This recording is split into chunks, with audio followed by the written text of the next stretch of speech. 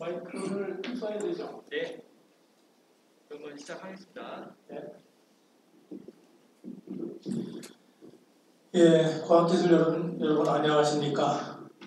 원래 올해 3월에 개최하기로 예정됐던 제148회 2020년 첫 번째 대덕과학 포럼을 코로나 때문에 저희도 어쩔 수 없이 밀리다가 온라인으로 개최하게 됐습니다.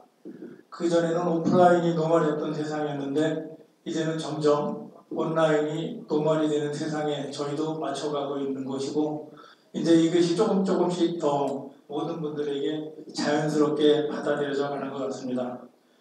무엇보다 이렇게 화면을 통해서 또 유튜브를 통해서 만나뵐 수 있게 그래도 테크놀로지가 뒷받침해주게 됐다는 것에 대해서 큰 감사를 드리고요. 오늘 148회 대덕과학 포럼을 시작하도록 하겠습니다. 특히 오늘 148회 대덕과학 포럼은 우리가 지금 닥치고 있는 코로나 이 영향을 어떻게 우리가 앞으로 극복하고 또 현재 문제는 뭔가 하는 부분을 같이 진단해 나가는 그런 시간을 갖도록 하겠습니다. 오늘 이 행사를 위해서 특별히 발제를 준비해 주신 이은우 건양대학교 교수님이십니다. 이은우 교수님을 먼저 잠깐 소개해 드리겠습니다. 이 교수님은 사실 지금 저희가 오늘 이 포럼을 온라인으로 개최하게 된 장소가 바로 연합대학원대학의 UST 사이언스 홀인데요. 이 사이언스 홀의 예전 주인이셨습니다. 그래서 이 UST의 총장을 지내셨고, 또 대전과청이라든가 이런 지역과청이 다 속한 것이 우리나라 전체에 한국과학기술자 단체 총연합회가 있는데 그 과학기술자 단체 총연합회 사무총장을 하셨습니다.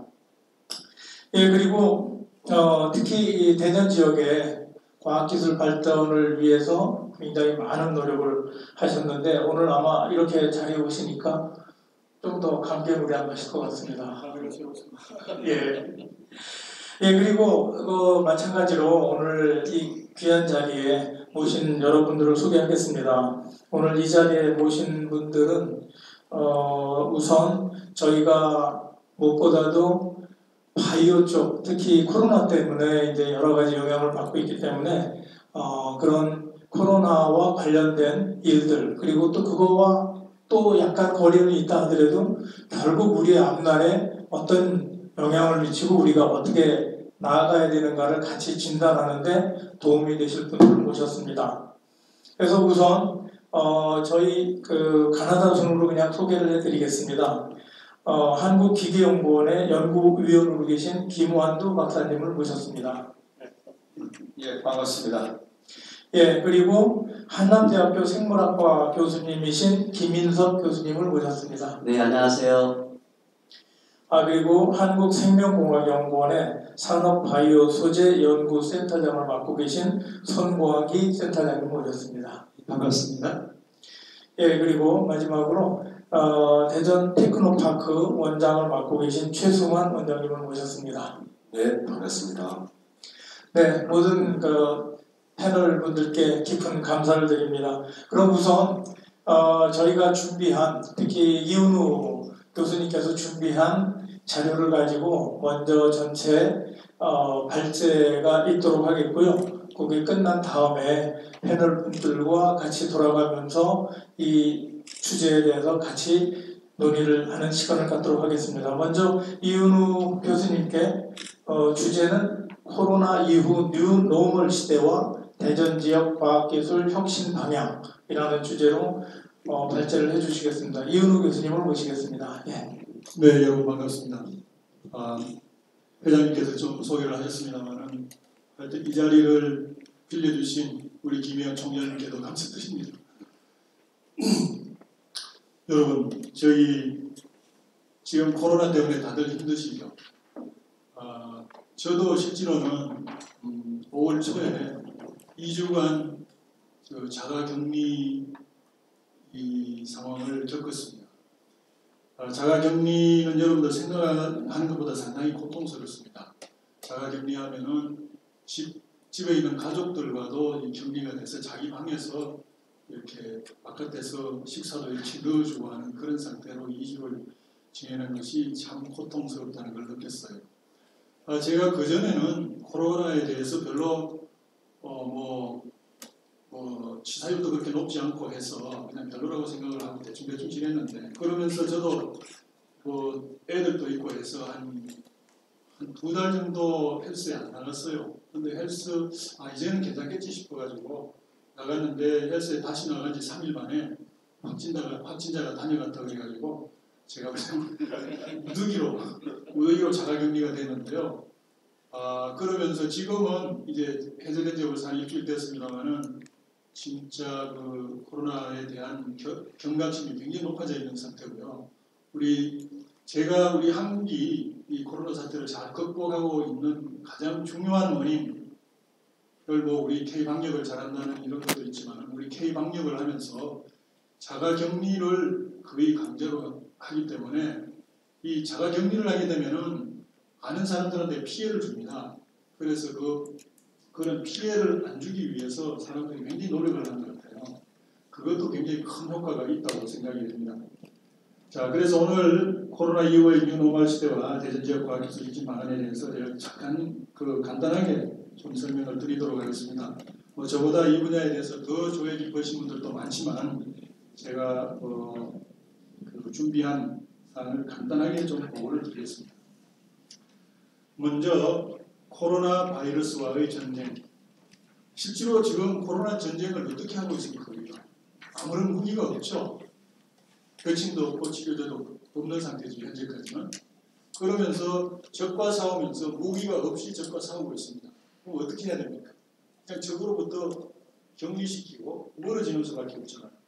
지금 세계는 그런 방법으로 코로나하고 싸우고 있습니다. 우리나라도 그렇고요, 미국도 그렇고 다 그렇습니다. 좀 어떻게 보면 한심한 모습이죠. 무기가 있어야 됩니다. 첫 번째 우리 보시면 그림을 한번 보시면은 우한에서 이제 코로나가 처음 발생한 곳이죠. 우한의 병상들의 모습입니다. 이렇게 보면은 좀 그렇습니다. 그리고 두 번째 그림은 코로나19에 대응하는 우리 한국 의료진의 모습들입니다. 근데 외신들도 상당히 걱정을 많이 했고, 그 다음에 세 번째는 정말 이거 보험 설계사들 자격 시험을 이렇게 실내에서 하면 그리고 조금 뚝뚝 뛰어가지고 야외에서 이렇게 시험을 보게 하는, 참 저도 태어나서 처음 보는 진풍경을 여러분께 사진을 보여드리고 있습니다. 그 다음에 또 이 사진은 코로나 때문에 대학들도 전부 다 원격 강의를 하고 있죠. 비대면 강의를 하고 있는데, 지금 비대면 강의도 여러 가지 방법이 있습니다. LMS를 활용하는 방법도 있고, 줌을 활용하는 방법도 있고, 이메일을 활용하는 방법도 있는데, 이 교수님은 지금 직접 강의하는 장면을 찍어가지고 학생들하고 학생들에게 온라인을 통해서 강의를 하는 모습입니다. 그리고 마지막 그 밑에 모습은 지금 이게 캠퍼스, 그러니까 낭만이 사라진 캠퍼스에 이렇게 꽃처럼 피어 있는데 학생들은 없는 그런 장면입니다. 그리고 마지막 장면은 이제 우리의 세계의 가장 번화한 곳 중에 하나인 뉴욕 타임스퀘어의 풍경입니다. 코로나 사태 때문에 텅 비어 있는 모습이 보이죠. 이것처럼 정말 인류는 이때까지 정말 겪어보지 못한 새로운 어떤 사태를 겪고 있잖아요. 그래서 저는 이런 표현을 씁니다만은, 갑자기 운석이 떨어져서 공룡이 멸망했잖아요. 그죠? 그것처럼 갑자기 코로나19라는 어떤 바이러스가 이 세상에 나타나서 그 전의 세계를 멸하고 새로운 세계를 열어나가는 것이 아닌가 하는 그런 두려움도 있습니다. 제가 지금 대학에서 강의를 하고 있는데요. 그 총장님도 LMS 시스템을 벌써 한 몇 년 전에 구축을 해놨대요. 근데 교수님들 보고 그 LMS 활용해가지고 좀 수업을 하니까 아무도 안 하고 있었는데 이번에는 어쩔 수 없는 상황이 되니까 교수님들이 전부 다 그 LMS 가지고 이제 수업을 하기 시작하고 하고 있어서 그 총장님은 이번에 대학 교육을 바꾸는 좋은 기회일 수도 있다고 하면서 오히려 좋아하셨어요. 그래서 강제된 변화에 우리가 힘들게 적용하고 있는 우리들입니다. 그래서 온라인 강의나 재택근무, 화상회의 이런 기술들을 가지고 이 어려운 적과 이렇게 적으로부터 달아나야 되는데 달아나면 숨어야 되잖아요. 비대면해야 됩니다. 그런 상황에서도 우리가 서로 소통하고 우리의 생활을 그래도 단절되지 않도록 이끌어 나가는 것은 특히 한국이 언택트 테크놀로지를 이때까지 많이 개발을 했고 또 그걸 가지고 응용하는 여러 가지 시스템을 갖추고 있었기 때문에 가능했다고 생각이 됩니다. 그런 시스템이 만약에 존재하지 않았다면 아마 우리가 지금 엄청난 어려움을 겪고 있지 않을까 그렇게 생각을 합니다. 그래서 우리의 한국의 연결사회 구축 능력은 대단하다고 생각을 합니다. 그래서 우리 모두 자신감을 가지고 향후 코로나 이후의 사태에 대해서 대비를 해 나가야 되겠습니다. 다음은 사월 무기를 확보를 해야 전쟁에서 이길 수 있잖아요. 그죠? 우리 일반 진짜 리얼한 전쟁에서도 첨단 기술 무기로 우리가 첨단 기술 무기의 성능이 우수해야 전력이 우수하고 승리를 할 가능성이 많죠. 그 바이러스와의 전쟁도 마찬가지입니다. 개발한 백신과 나중에 치료제의 성능이 우수하면 이 전쟁은 우리들의 승리로 끝날 수 있습니다. 다음 장면은 제가 모두에 말씀드린 것처럼 제가 자가격리 중의 모습입니다. 지금 여기 이 스티브 잡스가 화면에 떠 있는데요. 이걸 가지고 우리 학생들에게 강의하는 중이었습니다. 이렇게 저도 그 자가격리 생활은 참 어려웠지만은 자가격리를 하면서도 학생들에게 강의를 할 수 있었다는 점은 굉장히 참 놀라운 일이었고 참 덕을 많이 봤습니다. 그리고 온라인 강의도 처음의 우려보다는 굉장히 반응이 좋아서 학생들이 의견이 있으면 저희한테 또 옵니다. 대응도 해주고 그리고 제가 자가격리 기간 중에 자격증이 있어요. 자격증 실무 교육을 받았는데 그 줌을 활용해서 받아봤습니다. 근데 생각보다 이 줌을 가지고 화상회의 형태로 전문 자격증 실무 교육을 받았는데 굉장히 소통이 잘 됐어요. 그리고 거기 참여했던 사람들의 만족도도 생각보다는 상당히 높았습니다. 그리고 재택근무한 사람들도 처음에는 이거 직원들 통제도 안 되고 업무가 제대로 되겠나 이렇게 생각을 했는데 실제로 해보니까 업무에 큰 지장이 없더라는 이런 평가가 지금 많이 나오고 있습니다. 그래서 이번 아직 코로나 사태가 끝나지는 않았지만 현재까지만 해도 우리의 비대면 사회의 가능성을 우리는 확인했다고 저는 개인적으로 확신을 하고 있습니다. 그래서 언택트 테크놀로지로 코로나의 물리적 장벽을 할 수 있다. 그래서 비대면 사회 구축 노력이 이 코로나의 극복으로 끝나서는 안 된다. 이것이 우리가 코로나 사태로 해서 많은 어려움을 겪고 인류 전체가 겪고 있는 거죠. 그 어려움의 대가가 코로나 사태로 그냥 끝나서는 안 되고 이 어려움에서 얻은 여러 가지 교훈이라든지 어떤 이런 거를 우리 인류의 큰 발전을 위해서 그게 계속 활용이 되고 언택트 테크놀로지가 대면 사회, 리얼 사회를 상당 부분 보완해 나간다면 우리 인류가 새로운 단계로 생활의 질을 높일 수 있다고 저는 확신을 합니다. 그리고 코로나 사태로 인한 인식의 변화로 적극적으로 참여하고 세밀하게 준비한다면 비대면 사회의 성공은 물론 질의 제고도 질도 크게 높일 수 있다는 생각도 듭니다. 왜냐하면 이번에는 우리가 아무런 준비 없이 갑자기 코로나가 닥쳤잖아요. 그런데 우리가 비대면 사회를 미리 세밀하게 준비를 한다면 훨씬 더 질 높은 비대면 사회를 구축할 수 있고 그 비대면 사회와 현실 사회의 상호 보완 관계를 굉장히 높일 수 있다는 생각이 듭니다. 그래서 코로나 사태로 했던 인식의 변화가 지금 진행이 되고 있고 인류가 이 다음에도 코로나 사태와 같은 박테리아나 아니면 바이러스가 인류를 습격할 가능성이 굉장히 높습니다. 그리고 전쟁이 일어날 수도 있고요. 어쨌든 간에 새로운 어떤 위험에 인류가 대면하는데 이번 사태가 큰 기여를 하리라고 믿습니다. 그래서 어쨌든 간에 현재는 인류의 적은 우리가 아주 보이지도 않는 작은 바이러스라고 할 수 있죠. 자, 또 이렇게 하면서 환경오염이 또 급격하게 줄어드는 것 같은 아이러니한 현상도 있습니다. 오히려 대기가 깨끗해지고 베니스 항구에 물고기가 돌아오고 인도의 홍학이 때로 몰려오고 북경의 하늘이 파랗게 되고 하는 그런 아이러니한 아이러니도 있습니다만은 어쨌든 간에 이번 사태를 통해서 인간이 지구의 주인이 아니다. 그러니까 인간이 남과 배려를 하면서 그러니까 다른 생물의 종들과도 조화를 이루면서 살아야 생태계를 건전하게 보존할 수 있고 인류의 삶의 질도 그리고 지속 가능성도 훨씬 더 높일 수 있다는 교훈을 우리 다 얻었다고 생각이 됩니다.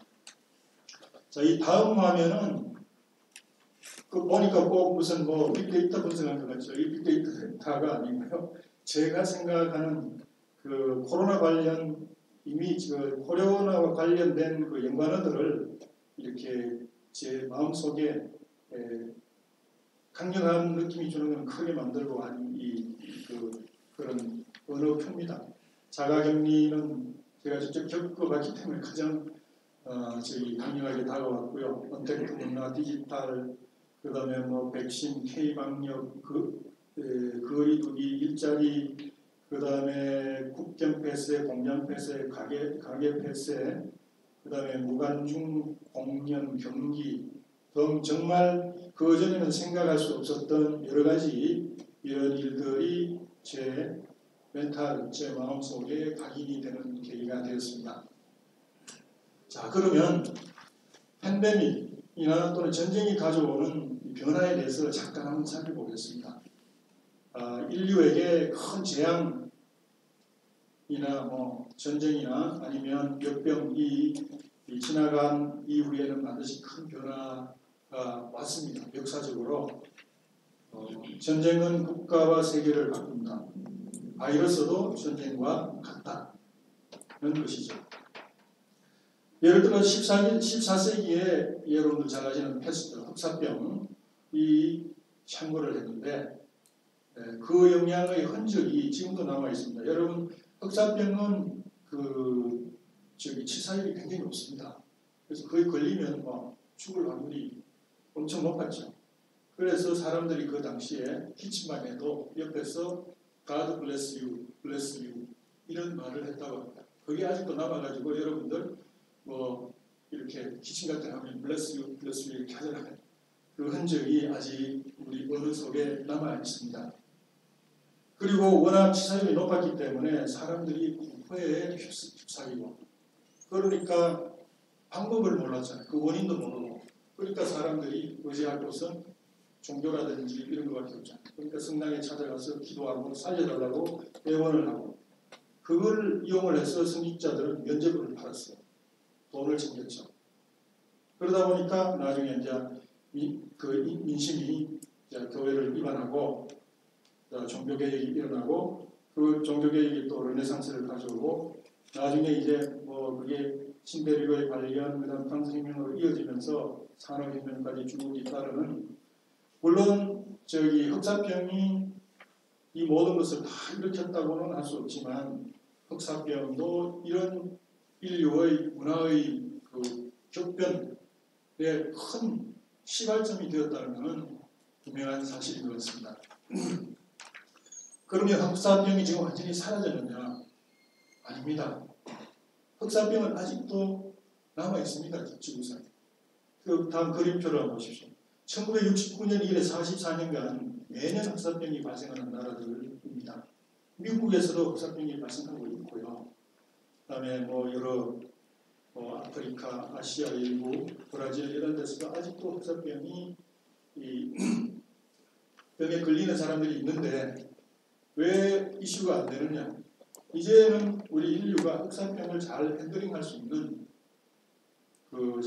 툴을 확실하게 가졌기 때문에 우리 인류는 이제 흑사병에 대해서는 그렇게 무서워하지 않습니다. 코로나19도 우리가 그런 무기를 가지게 되면 마찬가지일 거라고 생각을 합니다. 자, 그럼 지금부터는 좀 근현대도 전쟁 이후에 큰 변화가 있었는데 최근 한 100년 정도의 기간에 어떤 일이 있었는지 한번 보시죠. 1차 세계대전이 끝난 1918년에 스페인 독감이 유행을 했죠. 그때 한 5천만 명 정도 죽었다고 그러는데 그 이후에 산업 구조가 재편이 되고 소득이 뭐 또 그때 좀 양극화되고 해서 미국은 나중에 나옵니다만 하여튼 대공황이 오고 뉴딜 정책을 피게 됩니다. 유럽은 파시즘이 등장하는 계기가 돼요.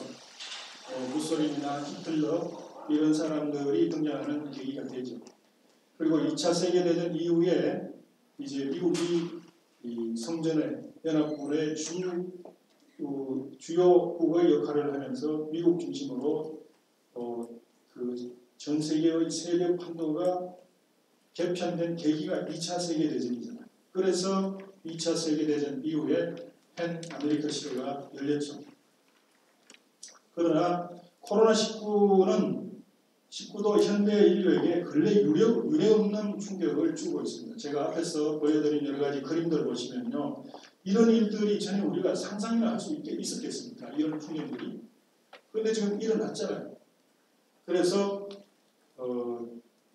운석이 떨어져서 공룡이 멸망했듯이 이 코로나19 이후에도 거기에 버금가는 큰 변화가 올 거라고 저는 생각을 합니다. 그래서 팬데믹의 극복이 제1이고 그 다음에는 경제의 회생입니다. 그 두 개의 큰 과제를 우리 인류가 우리나라 문제뿐만 아니라 온 인류가 이 문제를 어떻게 극복을 해가느냐 앞으로 큰 숙제라고 할 수 있겠습니다. 이런 과정에서 큰 시사점을 주는 하나의 정책을 제가 좀 소개를 하겠습니다. 여러분들이 잘 아시는 루스벨트 대통령이 시행한 뉴딜 정책인데요. 뉴딜 정책의 배경은 여러분들 루즈벨트 대통령의 바로 직전에 있었던 대통령이 31대 허버트 후보 대통령입니다. 여러분들 후보 때문에 아시죠? 그 후보 대통령 때는 상황이 어땠느냐 하면은 1차 대전이 끝나고 나서 미국은 직후에는 굉장히 경기가 화랑이었어요. 왜냐하면 1차 세계대전 때 미국이 병참기지 역할을 합니다. 그래서 막 공장을 지어가지고 막 그 전략 물자들을 생산해서 막 이렇게 공급을 하니까 미국이 굉장히 화랑이었죠. 그런데 1차 세계대전이 딱 끝나고 나니까 났는데도 불구하고 이 사람들이 공장을 닫을 생각은 안 하고 물자를 계속 생산을 하는데 그거를 소비할 수요가 없어진 거예요. 사라진 거예요. 그러니까 과잉 생산이 되기 시작한 거예요. 그러면서 그게 누적이 돼가지고 나중에 이제 1929년 10월 24일 날 뉴욕 정권 거래소에서 주식이 대폭락을 하면서 대공황이 시작이 됩니다. 그 전까지만 해도 그 전까지 주로 집권을 한 세력들이 공화당입니다. 후보 대통령도 공화당 출신인데요. 그때 그 사람들의 머리에는 정부가 경제에 관여를 하면 안 된다. 자유방임주의.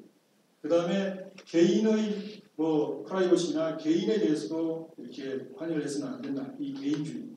이 두 개의 큰 축으로 그 아메리칸 드림을 다들 상정하는 그런 시기였습니다. 그랬는데 그래서 후보 대통령은 막 실업이 생기고 그렇게 해도 별로 관여를 안 했어요. 정부가 이렇게 자꾸 관여를 하면은 실업자들을 도덕적 회의를 보낸다. 실업자들로부터. 그래서 재정만 낭비할 뿐이다. 라는 신념으로 정부 개입에 반대를 했습니다. 여러분들 잘 아시는 위대한 개척이라는 영화는요, 미국이 그 2차 세계대전 이후에 굉장히 활황일 때의 시대를 배경으로 하는 그 영화고요. 나중에 분노의 포도가 나오는데 이게 이제 대공황 이후의 참 어려운 시기에 있는 미국 사회를 보여주는 그 영화가 분노의 포도 시대, 분노의 포도 영화의 배경입니다. 그래서 그 루즈벨트 대통령은 1932년에 대선이 있었어요. 대선에서 뉴딜 정책, 즉 이제는 정부는 그냥 두면 안 된다. 이렇게 어려운 상황을 정부가 그냥 두어서는 그냥 보고 있어서는 안 된다. 그래서 정부가 개입을 해야 된다는 뉴딜 정책을 그 선거 공약으로 내세웠습니다. 그리고 압도적인 표차로 당선이 되죠. 그래서 1933년에 취임을 합니다. 그래서 그 루즈벨트 대통령은 굉장히 반대도 실제로 굉장히 많았어요. 반대도 많았지만은 그 라디오 방송을 통해서 노변 정담이라는 그 파이어사이드 채팅 이런 그 라디오 방송을 통해서 전 국민과 소통을 하면서 전 국민을 설득을 해서 끌고 나가서 결국 성공을 합니다. 그래서 그 루즈벨트 대통령은 그 미국 대통령 중에 4번 당선된 4선을 한 유일한 대통령입니다.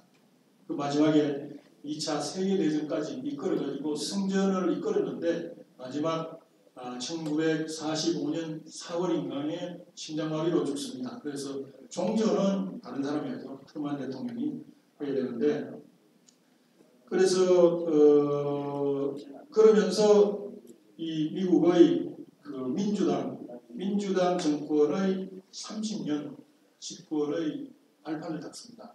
여러분들 최근에 우리나라에서 30년 집권해야 된다는 이런 말들이 나오는데 이게 실질적으로는 이 뉴딜 정책에 들어가 보면은 그 배경이 나와 있습니다. 자, 다음에 그래서 뉴딜 정책의 핵심을 보면은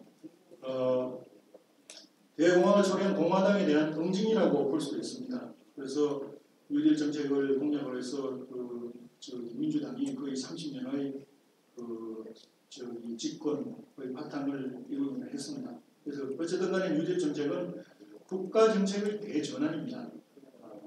그리고 나라를 주인에게, 국민에게 그 나라를 돌려줘야 된다는 그런 내용이었습니다. 저 앞에 설명을 드렸기 때문에 다음으로 넘어가겠습니다. 자, 코로나 이후의 국제사회의 변화는 국제사회는 어떻게 될까? 제가 경제학을 전공한 건 아니지만요. 첫 번째 페이지 보시면은 자본주의 진화의 궤적에 대해서 잠깐만 살펴보면요. 산업혁명이 1770년대 시작해서 1830년대까지 영국뿐만 아니라 영국에서 이제 시작해가지고 전 세계의 산업혁명이 1차 산업혁명이 일어났죠. 그 이후에 산업혁명이 끝나고 나서 1870년대부터 한 1차 세계대전이 끝난 1918년도까지 유럽은 처음에 제가 말씀드린 자유방임적인 자본주의, 그러니까 정부는 개입을 최소화해야 되고 시장이 알아서 하도록 모든 것을 시장 기능에 맡겨야 된다. 이렇게 하다가 1929년에 이제 대공황이 미국에 닥치죠. 그러면서 루스벨트 대통령이 이제 채택한 게 뉴딜 정책을 채택을 했는데 국가의 개입이라는 걸 채택했는데 그게 케인즈의 이론입니다. 수정자본주의. 그러니까 정부가 어려울 때는 적극적으로 개입을 해서 실업도 구제하고 경제도 활성화시켜야 된다고 했는데 성공을 했습니다. 했고 그러나 이 수정자본주의도 한동안 잘 나오다가 1970년대 이후에는 이제 경기 침체도 오고 또 인플레이션도 워낙 고인플레이션 시대가 되고 해서 경제가 점점 어려워지면서 신자유주의, 그러니까 리버럴리즘 자본주의가 다시 탄생을 했어요. 그래서 시장의 역할을 강조하고 정부가 개입을 최소화하면서도 시장의 역할을 굉장히 중요시했어요. 그리고 글로벌리제이션을 굉장히 주창을 했고요. 그 밑에 다음 페이지 보시면 그 1980년대 이후의 신자유 시대에는 자유시장을 신봉하고 규제 완화, 그 다음에 경제의 세계화 이런 추구를 가지고 신자유 경제주의 시대가 쭉 지속이 되었습니다만은 2000년대 이후에 미국인들은 산소비재를 수입을 하고 일자리를 아웃소싱하는 이 세계화, 디지털화로 처음에는 굉장히 덕을 많이 봤죠. 그런데 이게 계속되니까 나중에 일자리를 상실하게 되고 미국은 사회 안전망이 아직 많이 좀 부족하죠. 사회 안전망도 부족한데 소외다 당한 사람들이 점점 늘어나기 시작했습니다. 그래서 미국 내에서도 분노가 축적되기 시작을 했고 정치가 양극화되고 사람들의 부도 점점 양극화돼서 미국 내에서도 이 문제가 큰 사회적인 이슈가 되고 지금은 이제 세계적인 이슈가 되고 있죠.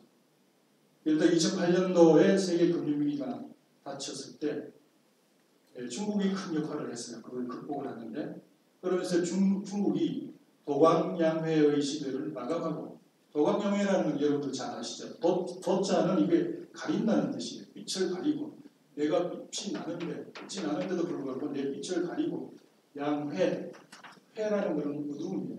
양 이렇게 절치부심한다고 할까 나 힘을 기르는 그런 전략을 중국이 처음에는 굉장히 국제사회에서 겸손하게 자기의 힘을 키워가는 전략으로 나오다가 2008년 세계 금융위기가 끝나고 나서 중국의 힘이 느껴지면서 그때부터 나온 게 1대1로 여러분 잘 아시죠. 그 다음에 AIIB 아시아 인프라 투자은행 인베스트먼트 뱅크죠. 중국이 주도하는 세계 금융 시스템을 만들겠다는 거죠. 그러니까 세계적으로 어떻게 보면 미국이나 이런 데 도전을 하는 거죠. 그리고 남중국해 사태 또 여러분들 옛날 중국 같으면 꿈도 꿀 수 없었지만 지금은 중국이 드러내놓고 무력을 가지고 세계를 위협을 하는 그런 사태가 지금 계속되고 있어요. 그래서 미중 경제력의 격차가 지금 현재 전망으로는 2025년이면은 그 이제 중국의 경제력이 미국을 추월하지 않을까 하는 전망도 나오고 있는 상황이고요. 그러던 차에 트럼프 대통령이 집권하면서 아메리칸 퍼스트, 아메리카 퍼스트, 미국 우선주의를 이제 미국에서 부르짖기 시작을 했고요. 그래서 많은 백인들이 그렇게 공감을 했잖아요. 그래서 대통령이 된 거죠. 그래서 미국의 안중 노선이 미국뿐만 아니라 유럽이라든지 자유세계와 연대해가는 그런 현상이 지금 점점 가속화되어 가고 있습니다. 그래서 자유주의 국제질서의 종언을 구할 때가 되지 않았느냐. 미국은 1979년 수교이 이후에 중국을 어떻게 보면 굉장히 포용을 했어요. 중국이 미국 중심의 그런 세계 질서 속에 들어올 거라고 생각하고 굉장히 포용을 했는데 미국이 서구 민주주의의 쪽으로 오지 않고 자기들 도강양회하면서 그간 자기들의 능력을 키워 오다가 어느 정도의 능력이 키워지고 하니까 이제 자신감을 가지게 된 거죠. 그 이후로는 신뢰와 협력이 아닌 중국만의 규범과 방식으로 우리도 세계의 인류 선진국이 되겠다. G2에서 G1으로까지 되겠다라는 야심을 보이기 시작했습니다. 그래서 그동안 유지해오던 국제사회의 협력과 균형이 지금 깨어지고 있는 상황입니다. 특히 이제 시진핑 같은 경우는 권위주의가 굉장히 권위주의를 좀 숭상을 하고 정치 외교적으로 특히 미국에 대해서 이제 맞서고 하니까 그 미국 국민들은 거기에 대해서 상당히 외면하고 배신감까지 느끼는 상황이 아닐까 저는 그렇게 분석을 하고 있습니다. 그리고 그래서 그 와중에 코로나19 팬데믹은 이러한 국제적 추세를 더 가속화시킬 것이다 라는 것입니다. 그래서 앞으로는 탈중국화를 중심으로 한 글로벌 밸류체인이 분열될 것이다 라는 게 일반적인 전망입니다. 그 코로나 사태 이후의 뉴 노멀 환경은 그동안 구축해 온 글로벌 그 밸류 분열이 예상이 되는데요. 뭐 여러분들 다 잘 아시겠습니다만 그 글로벌 밸류 체인이라는 게 최종재가 한 국가에서 처음부터 시작해서 끝까지 생산되는 게 아니고 이 상품 단계별로 국제적 분업에 의해서 이렇게 가장 경제적이고 효율적으로 이루어지잖아요. 그런 구조가 깨어진다는 거죠. 앞으로. 그래서 중국의 세계 공장 시대의 종언이 곧 다가올 것이다. 그래서 최근에 뭐 애플이라든지 아이폰도 애플이 아이폰을 이제 중국에서 생산 안 하고 인도에서 생산하겠다는 계획도 발표되고 있는 등 그 변화가 보이기 시작하고 있습니다. 그래서 코로나19로 인해서 이제 인한 경제적 위기를 극복하기 위해서 앞으로 4차 산업혁명은 더욱 가속화 될 거라고 보통 전망을 하고 있습니다. 그리고 스마트화도 더욱더 가속화 될 것이고요. 그래서 코로나19 사태로 급격한 사회 경제적 변화는 그동안 굉장히 더디게 진행되고 있던 혁신의 사회 경제적 수용성, 그러니까 혁신에 대해서 굉장히 잘 안 받아들이려고 그랬어요, 이때까지. 왜냐하면 혁신이라는 것이 이루어지고 하면은 거기에 이해 집단들이 많이 걸려져 있어요. 거기에 혁신을 함으로써 손해보는 집단들은 혁신에 대해서 굉장히 부정적이고 반감을 많이 보이죠. 그래서 그 혁신을 하고 싶어도 혁신하기가 굉장히 어려웠어요. 그러나 이 코로나 사태로 인해서 거기에 대한 혁신에 대한 반감이 확 줄어들고 혁신을 수용하는 사회적 수용성이 굉장히 커졌다는 거죠. 그래서 이 사회적인 수용성이 커진 이것을 혁신의 새로운 계기로 우리가 활용을 해야 된다. 이걸 그냥 넘기면은 정말 우리 인류의 큰 손실이라고 생각을 합니다. 이런 혁신의 모멘텀에 정부가 얼마나 잘 호응해서 특히 규제 및 제도의 혁신을 적극적으로 추진해 나가느냐가 코로나19 사태 이후 각 나라의 산업 경제 발전의 관건이 되지 않을까 생각을 합니다. 그래서 세계 각국은 다시 경제 살리기에 엄청난 재능을 투입을 하고 있어요. 그래서 어떻게 보면 케인즈 시대로 다시 복귀를 하고 있는 것이 아닐까. 보호주의로 가고 디커플링으로 가고 각자 도생의 시대로 지금 가고 있다. 그동안 그 중국에 이존해오는 메이드 인 차이나 시대에서 중국이 더 중국 중심으로 가는 게 심각합니다. 중국 중심의 세계 질서로 나가려고 중국은 지금 엄청 공을 들이고 힘을 집중해서 추진을 해왔습니다만 거기에 큰 제동이 걸릴 것이다 라는 전망입니다.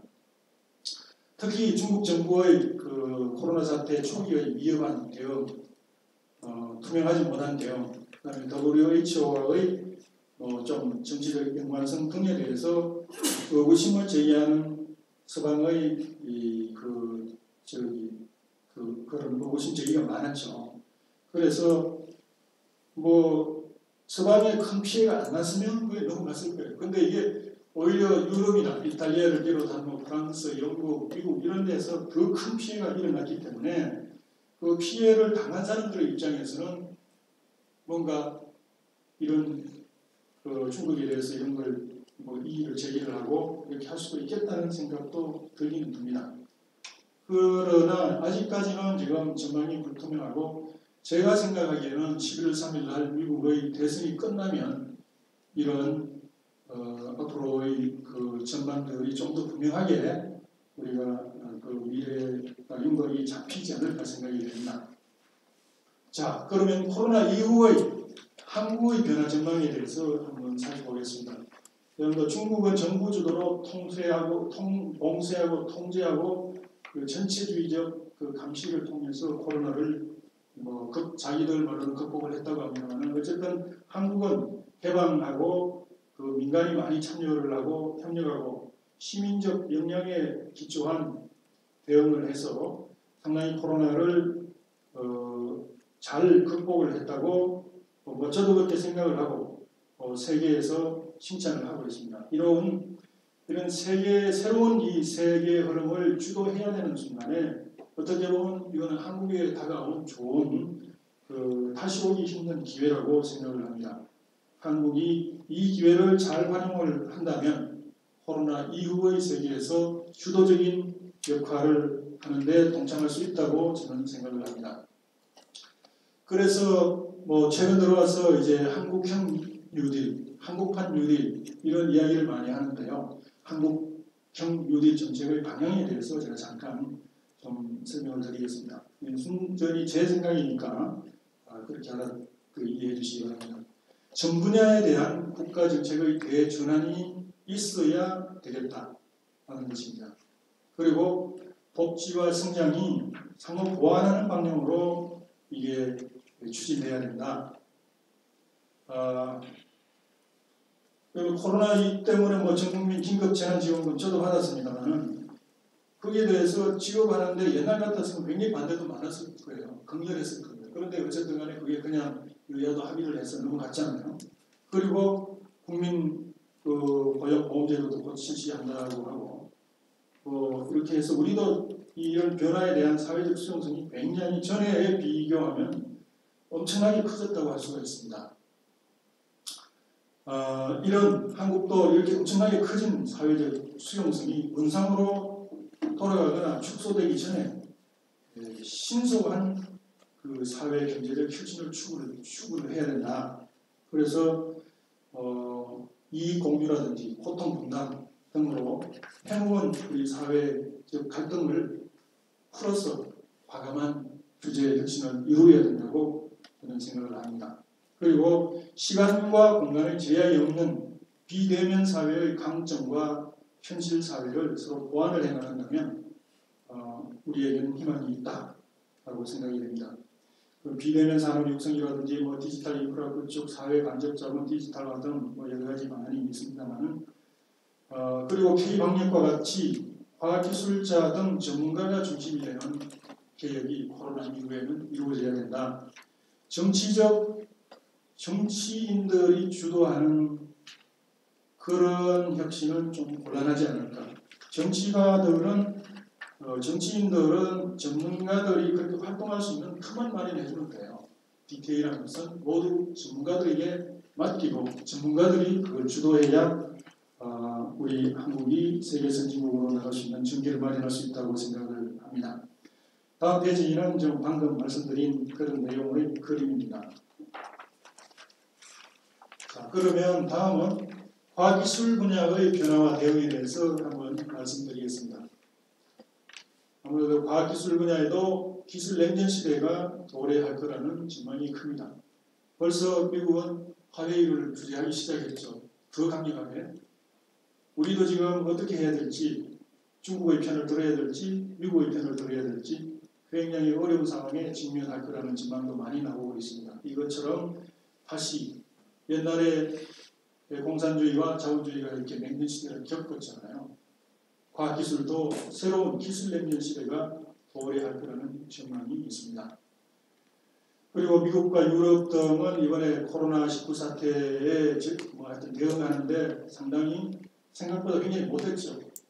그래서 상당히 자존심을 부린 측면도 있습니다. 그렇지만 그 나라들도 자립, 생존, 안보 그리고 등을 위해서 중국을 견제하는데 나설 것이라고 전망이 됩니다. 그래서 과학기술의 지역화, 기술보호주의가 굉장히 강화될 것으로 전망을 합니다. 그리고 비대면 인프라에 따른 불평등의 심화도 예견이 됩니다. 그래서 이러한 데 대해서도 우리가 어떻게 해야 될지 대책을 세워야 됩니다. 그래서 위기에 대응하기 위한 과학기술 분야, 보건 의료를 포함해서 대응체제 구축과 국가적인 리더십이 요구되는 그런 시기라고 생각이 됩니다. 최근에 IT나 바이오 등 연구개발 정책을 획기적으로 강화하기 위한 우리 정부의 노력이 언론에 나오던데요. 그보다 더 폭넓은 전반적인 전체적인 어떤 변화가 있어야 되지 않을까 생각이 됩니다. 그리고 다음으로 가장 중요한 인력 양성 체계의 구축이 필요합니다. 새로운 구축. 특히 교육의 변화는 아마 틀림없이 교육 혁신은 일어날 거라고 생각됩니다. 비대면을 해보니까 여러 가지 좀 불편한 점이나 뭐 그런 점도 있지만 굉장히 큰 장점도 있어요. 그래서 비대면 교육과 대면 교육이 조화를 이룬다면 새로운 교육 규칙을 하루라도 앞당길 수 있고 정말 새로운 형태의 인재를 양성할 수 있다고 생각이 됩니다. 정말 공무원만 꿈꾸는 현재의 대한민국은 바뀌어 가리라고 생각합니다.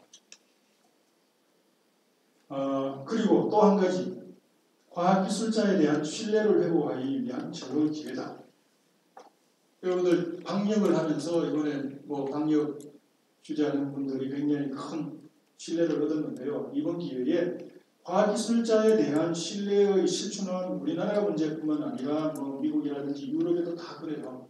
그렇지만은 이번에 과학기술자들이 신뢰를 받을 수 있는 저는 좋은 기회라고 생각합니다. 이 기회를 활용을 해서 신뢰 회복의 계기를 만들어야 되겠습니다. 최근의 동향을 보면 디지털 K 제조업도 굉장히 빠르게 이렇게 성장할 거라고 봅니다. 이거는 그냥 전통 디지털을 접목한 제조업이죠. 그리고 개인 업체들도 지금 빠르게 성장하고 있고요. 미래 자동차도 지금 미래 자동차 분야에도 큰 도약이 기대가 됩니다. 그 다음에 플랫폼 기업들이 지금 굉장히 상한가를 치고 있죠. 월마트가 아마존 시가총액에서 아마존에 완전히 밀리고, 그다음에 여러분들 현대 자동차의 총 시가가요 네이버 총 시가보다 이게 적어졌어요. 여러분들 아시는 이 카카오도 그래요. 카카오가 벌써 현대차 시가 총액을 넘어섰습니다. 이런 일이 옛날에 있을 수도 없었는데 우리의 플랫폼 기업들이 지금 현재 굉장히 토약을 하고 있습니다. 좀 시간이 많이 돼서 좀 빨리빨리 하겠습니다. 그 다음 네이버의 성장 추이를 한번 보시죠. 보시면 엄청 올라가고 있잖아요. 그죠? 자, 다음 그림은 코로나 바꿀 미래 변화 시나리오에 대해서 어떤 사람이 정리한 걸 제가 좀 인용을 해서 붙여놨습니다. 참고로 보시고요. 그 다음에 코로나 이후의 대전 지역의 과학기술 혁신의 방향에 대해서 간단하게 좀 말씀을 드리겠습니다. 첫 번째 그림은 그게 뭐냐면 총연구개발비 15개 시도 중에서 대전 지역, 대전이 3등입니다. 경기가 제일 많고요. 그 다음에 서울, 대전. 이 굉장히 연구개발비가 대전이 많다는 이야기죠. 그 다음에 국가연구개발사업 투자. 이거는 대전이 1등입니다. 아마 출연연구소가 많아서 그렇게 되겠죠. 그 다음에 지역과학기술 인력 현황도 보면 대전이 3위고 공공기관도 상당히 대전에 많이 있습니다. 그래서 전체적으로 대전이 여러 가지 환경 면에서는 대한민국의 과학기술 수도라고 할 만큼 서울과 경기 다음으로 가장 환경이 좋은 데라는 데 대해서는 여러분도 아마 동의를 하실 겁니다. 그리고 최근에 다음에 보시면 K-바이오의 위력 여러분도 다 경험하셨겠지만은 신속 진단 키트로부터 진단 시스템까지 이렇게 했는데 수젠텍이라든지 바이오니아 등 여러 기업들이 지금 굉장히 두각을 많이 나타내고 있습니다. 그래서 대전 지역의 바이오 기업들이 지금 토약을 하고 있습니다. 그래서 대전 지역의 과학기술 혁신의 핵심 전략은 첫 번째가 핵심을 찔러라는 겁니다. 이때까지 우리 모두 집단사고, 집단행동의 체면에서 나와서 정말 근본적인 문제를 객관적인 시각에서 보고 그거를 팍 찔러서 문제를 해결해야 된다. 그리고 그래서 규제 문제가 굉장히 큰 문제고요. 그 다음에 연구비는 큰 문제라고 생각을 않습니다. 저는 연구비만 품으면 성과가 나온다고 생각하는 정치인이나 관료들이 만약에 그렇게 생각을 한다면 이건 큰 착오라고 생각을 합니다. 인재야말로 제일 중요한 자원이다. 그래서 인재를 끌어들이기 위해서는 자녀의 교육 환경이라든지 이런 게 굉장히 중요하다. 대덕, 특구, 지금 무엇이 문제인지, 핵심이 무엇인지, 직원들은, 가족들은, 지역사회는 무엇을 원하는지 정말 사려 있게 생각을 해본 적이 있는가 모르겠습니다. 한 가지 예로 그 다음 페이지 보시면 광동의 벽계원 아이비 국제학교라는 게 있어요. 이게 중국에서 굉장히 좋은 학교인데 처음에 그 백개원이라는 대기업인데 정부가 아파트를 전국적으로 엄청나게 지으면서 이 광동 지역에도 이 백개원이 엄청나게 아파트를 지었어요. 지었는데 분양이 안 되네. 분양이 안 돼가지고 정부가 고민하다가 백개원한테 야 너가 해야 하고 떠넘겼어요. 떠넘길 때 백개원이 어떻게 했느냐면 그럼 우리 요구를 들어주면 이거를 분양 문제를 떠안겠다. 왜 했는데 뭐냐면 우리가 요구하는 학교를 지을 수 있도록 허가를 달라. 그래서 분양을 하기 전에 아이비 국제 학교를 만드는 계획을 발표를 했어요. 발표를 하고 분양하니까 그냥 며칠 만에 다 운영이 됐어요. 그러니까 핵심을 알아야 정목을 찔러야 문제가 풀리는데 저는 대전 지역의 과학기술 혁신도 아직 우리가 핵심을 찌르지 못하고 있다고 생각을 합니다. 삼성의 이병철 회장 메모리 반도체 있죠. 지금 이 스토리는 일단 나중에 이제 동영상으로 좀 보여드리겠습니다만은 삼성 이병철 회장이 반도체 메모리를 한 것이 그 다음 장으로 아직 넘어가시죠. 넘어가서 이병철 회장님이 1976년에 암 진단을 받고 수술을 받아요. 그런데 삼성 그 이병철 회장이 반도체에 본격적으로 피를 꽂힌 거는 1980년대, 79년, 80년쯤이었어요. 그 전에는 이미 한국 반도체라는 것을 1974년에 인수를 해가 가지고 있었지만은 그냥 이렇게 뭐 시계 칩 만들고 뭐 이런 것만 하고 있었어요. 그런데 본격적으로 삼성 이병철 회장이 내가 이제 죽으려고 얼마 안 남았는데 특히 이병철 회장은 자유당 시대 전두환 정권, 박정희 대통령 시대 5.16 혁명, 그 다음에 전두환 대통령 시절에 그때마다 정권이 바뀌면서 정치적으로 엄청 어려움을 겪습니다. 내 이 기업을 그런 어려움 없이 계속 발전할 수 있는 기업을 만들려면 나는 독보적인 기술을 가진 기업을 만들지 않으면 힘들다고 생각을 하고 이제 그래서 1983년에 반도체 추진 보고서를 완성을 합니다. 이게 엄청나게 많은 사람들을 면담을 하고 이렇게 했는데 그 당시만 해도 삼성이 반도체 엄청난 투자가 필요한 반도체 사업에 뛰어들면 기술도 없고 인력도 없는데 저걸 이제 삼성이 앞으로 망하게 생겼다. 그거 했는데 이병철 회장은 정말 면밀한 한 8년간의 준비 끝에 그 준비를 완성하고 그 계획에 옮깁니다. 그래서 필생의 역작인 반도체를 성공을 시켰죠. 그때 요 옆에는 모리스 창이 이야기인데요. 여러분들 TSMC라고 타이완 세마이컨덕터 매니팩처링 컴퍼니라고 1987년에 설립을 했는데요. 세계 파운드리 시장의 54%를 점유를 하고 있어요. 삼성은 한 16% 정도밖에 안 됩니다. 그런데 지금 미국이나 중국이 이 TSMC를 서로 유치를 하려고 지금 사활을 걸고 있어요. 이게 뭐냐면은 뭐 애플이라든지 미국의 그 유명한 회사들이 반도체가 필요한 걸 만들려면 그거를 삼성에 주려니까 삼성이 경쟁 기업이잖아요. 잘못하면 이게 노하우가 어떻게 나가는 거 아닌가 이거 위험도 있는데 이 파운드리 회사는 단지 주문만 받아 그것만 생산해 주는 걸 전문으로 하는 거기 때문에 기술 유출이라든지 이런 위험이 별로 없어요.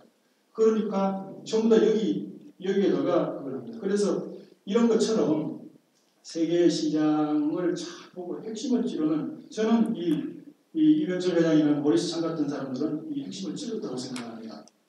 그러니까 대전 과학기술 혁신을 위해서도 이런 발상의 전환과 많은 고민 끝에 핵심을 찌르는 우리의 발상의 전환이 있어야 된다고 생각을 합니다. 그래서 시간이 지났습니다만 발표를 요약을 하면요. 핵심을 찔러야 미래가 열린다는 게 오늘 주제라고 할 수 있고요. 코로나 이후에 전 세계는 신자유주의 경제주의의 결과로 빈부 격차가 커지고 양극화가 굉장히 심화됐기 때문에 됐다. 그리고 중국의 부상, 중국이 또 미국을 위협하고요. 그래서 부도덕한 중국 때리기가 앞으로 굉장히 심화될 거다. 팍스 아메리카나와 그에 도전하는 팍스 시니카가 대충돌을 일으킬 것이다. 코로나 사태는 이를 더 격화시키는 계기가 되었다. 그래서 우리에게는 디지털 인텍트 기술과 과학기술 기반 강화를 통해서 세계 인류 국가로 도약할 기회다. 우리에게는 지금이 그렇게 요약을 하고요. 대전과학기술혁신의 핵심은 규제 프리 존을 만들고 세계 최고의 교육 환경을 조성을 하는 것이 대전과학기술혁신의 핵심이 아닙니다. 돈이 아니라 사람, 기업이 모이는 환경을 만들어야 발전을 한다. 여러분들 강북의 탱자가 강남에 갔다 오면 유자가 되죠. 타 지역의 어떤 이런 씨앗도 대전에 와서 뿌리면 모두 유자가 되는 건 환경을 조성을 해야 대전의 미래가 보인다. 그래서 사회적 수용성이 높은 이때 규제 프리 혁신 생태계를 만들면 지역 혁신은 저절로 이루어질 것이다. 최근에 그래도 특법도 개정되고 해서 규제 프리를 만드는 좋은 여건도 지금 형성되어 가고 있습니다. 여러분들 그동안 경청하시느라 수고하셨습니다. 감사합니다. 예, 감사합니다. 예, 이은우 교수님 감사합니다. 아마 마지막에 요약을 해주셨습니다만 전 세계를 흔들었던 역사적인 큰 이벤트가 어떤 것이었는가, 거기에서 특히 팬데믹이 어떤 영향을 우리에게 줬는가, 그리고 그런 걸 통해서 결국은 누가 어떤 방법으로 극복했는가 하는 것까지, 그리고 우리는 지금 우리 한국에 처한 현실, 그리고 우리가 이걸 잘 극복했다고 세계로부터 많은 칭찬을 받고 있습니다만은 이런 것을 어떻게 살려나갈 것인가, 그리고 마지막으로 역시 이제 대덕에 많은 애착을 가지고 계시고, 그리고 또 이 대전 지역에서 오래 생활을 하셨던 그 경험을 살리셔가지고 이 대전 지역에 그러면 이것이 어떻게 우리가 움직이면 기회가 될 것이냐 하는 것까지도 말씀해 주셨습니다. 아마 전 좀 아쉬웠던 게 정말 자료를 잘 만들어 주셨는데 이거를 물론 온라인이라는 것이 장점은 또 언리미티드 많은 분들에게 시간을 가지고 언제든지 계속해서 보여드릴 수 있는 그런 장점이 있습니다만 좀 아쉬웠던 거는 이런 거는 정말 많은 분들이 모인 자리에서 같이 공유를 할 수 있었으면 참 좋았겠다 하는 생각을 합니다. 그렇지만 온라인의 또 장점을 저희가 살릴 수 있다라고 보고요. 다시 한번 감사드립니다. 그러면 사실 오늘 여기 자리 배치가 저의 오른쪽은 바이오 이런 쪽에 하신 분들입니다. 그리고 저의 왼쪽은 그것보다는 조금 더 그냥 산업계, 인더스트리 이런 쪽과 관련된 분들입니다. 그래서 제가 우선 당연히 오늘 주제가 코로나로부터 시작하는 거기 때문에 바이오 이런 쪽 관점의 전문가들 분에게 먼저 한번 잠깐 의견을 좀 말씀해 주실 시간을 드리도록 하겠습니다. 그래서 아무래도 이 순서는 정해야 되니까 맨 끝에 우리 김인석 교수님부터 시작할까요? 네. 안녕하세요. 김인석입니다. 이은 교수님 강연 잘 들었습니다. 코로나로 모든 나라에게 위기로 지금 코로나가 작동을 하고 있는데요. 이로 인해서 새로운 세계의 흐름을 주도하는 국가가 초인류 국가로 성장할 것이라고 생각을 합니다. 지금이 한국에게는 다시 오기 힘든 성장을 위한 큰 기회라는 이은우 교수님 말씀에 전적으로 동의합니다. 뉴노멀 시대의 대응의 핵심은 스피드와 적응력이라고 합니다. 전문가들이 꼽은 코로나19 이후 4대 환경 변화는 비대면 원격 사회로의 전환, 바이오 시장의 새로운 도전과 기회, 자국 중심주의 강화에 따른 글로벌 공급망 재편과 산업 스마트화 가속, 위험 대응 일상화 및 회복력 중시 사회라는 것입니다. 이은우 교수님께서 잘 설명을 해주셨는데요. 이제 과기부에서도 5년 이내 현실화가 가능하면서 기술 혁신성과 사회 경제적 파급 효과가 큰 바이오 헬스케어 영역으로 AI 기반의 실시간 질병 진단, 실시간 생체 정보 측정 분석, 감염 경로 예측 조기 경고, 그리고 RNA 바이러스 대항 백신 기술을 선정하였습니다. 저는 이제 생명과학을 전공하고 있는 교수로서 이 바이오 헬스케어 산업 분야 중 감염병 예방과 치료 산업에 한정을 해서 대전 지역 과학기술혁신 방향에 대해서 나름대로 조금 정리를 해봤습니다. 한 3가지 정도로 말씀을 드리겠는데요. 첫째는 정밀의학 관련 산업의 혁신입니다. 코로나19의 장기화는 물론 포스트 코로나 시대에도 감염병은 계속 발생할 것입니다. 아직도 메르스가 종식이 안 되고 메르스가 주기적으로 또 중국 지역에서는 발병을 하고 있습니다. 지금 이제 이 코로나까지 가서 이 메르스와 이 신종 코로나가 합쳐지면 정말 더 슈퍼 코로나가 발생할 가능성이 있는데요. 뭐 그때마다 또 코로나 말고 또 새로운 질병들이 언제든지 또 우리를 닥쳐올 것이라고 생각합니다. 그때마다 이제 치료제, 백신 개발 엄청 시간이 많이 걸립니다. 새로운 바이러스가 올 때마다. 근데 국민들에게 계속 사회적 거리두기 또 뭐 자가격리 이걸 무한정 지속시킨다고 하는 것은 얼마나 낭비입니까? 따라서 개인별 유전학적 분석과 검진 자료, 의료 정보 등을 분석해서 개인별 증상과 감염 전파 가능성 등을 미리 파악하고 이에 맞춰 각종 방역 정책을 다르게 적용한다면 사회 경제적 피해를 최소화할 수 있다고 생각합니다. 다행히 우리 지금 한국생명공학연구원과 대전 테크노파크 바이오센터, 충남대병원 한국학약연구원에서 2019년부터 2022년까지 140억 원의 사업비로 유전자 의학산업 진흥을 위한 유전체 분석 시스템 구축 사업을 수행하고 있습니다. 이 사업은 대용량 유전체 정보를 분석할 수 있는 최신의 염기서열 분석 장비를 구축하고 운영하면서 대규모 유전체 데이터를 값싸고 신속하게 생산할 수 있는 플랫폼 기반을 구축하는 것입니다. 이 사업의 결과로 유전체 빅데이터 분석 플랫폼 기반의 조기 진단 기술 사업화가 가능해지고 또 유전체 기반의 질병 위험도 예측 및 진단 기술의 사업화가 가능할 것으로 기대를 하고 있습니다. 그런데 이 본 사업이 항상 여러 가지 인프라 구축 사업이라든지 연구개발 사업이 그것으로 끝나면 안 된다고 생각합니다. 대전 시비와 또 정부의 많은 돈들이 투자되기 때문에 이 성과물이 대전시에 지금 수젠텍, 바이오니아 다양한 분자진단 기업들이 있습니다. 이런 성과물들이 대전시 분자진단 기업들이 활용할 수 있도록 테크노파크에서 적극적으로 지원해서 이러한 기업들이 유전체 분야의 혁신 유니콘 기업으로 성장할 수 있도록 지원했으면 좋겠다 그런 생각을 해봅니다. 둘째는 예측의학 산업 분야입니다. 인공지능과 빅데이터로 대표되는 4차 산업혁명 기술을 접목하는 예측의학을 감염병 예방과 치료에도 적용할 수가 있습니다.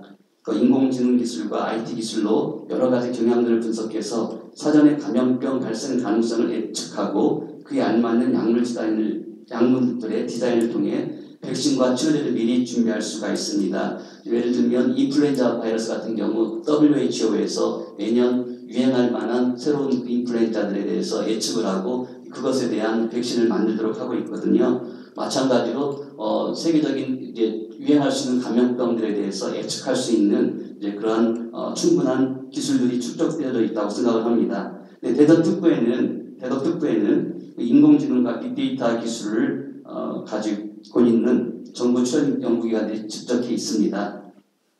이 대전시의 정부 출연연과 그리고 정부 출연연이 가지고 있는 AI 역량을 활용해서 이 대전시에 있는 기업들과 연계한 비즈니스 모델을 창출하고 또 기업을 지원하여 혁신 성장 기반이 되는 생태계를 만들어야 된다고 생각합니다.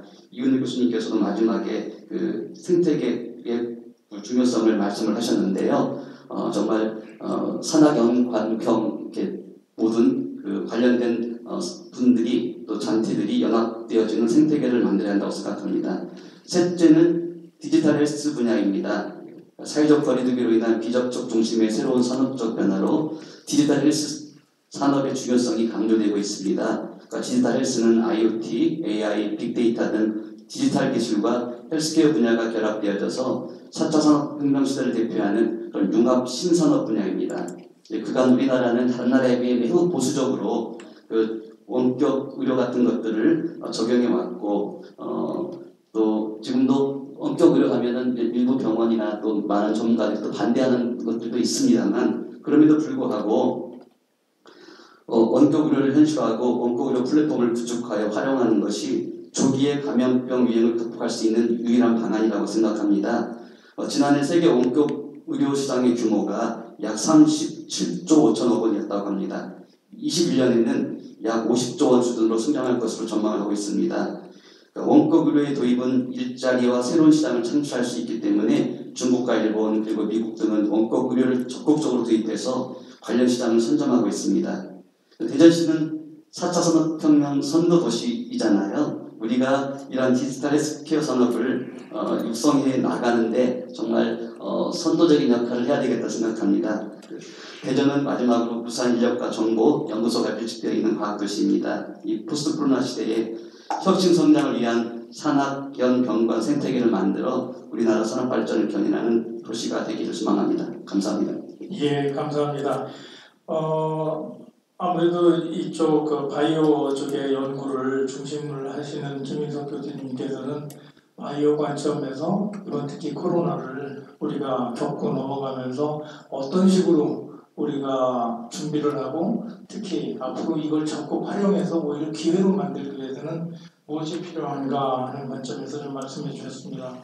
또 아마 이런 관점에서 보면 특히 바이오 소재 개발 이런 쪽으로 해서 직접 또 많은 연구를 하고 계신 한광희 센터장님께서 또 새로운 저희가 보지 못한 그런 부분들이 또 있을 것 같아요.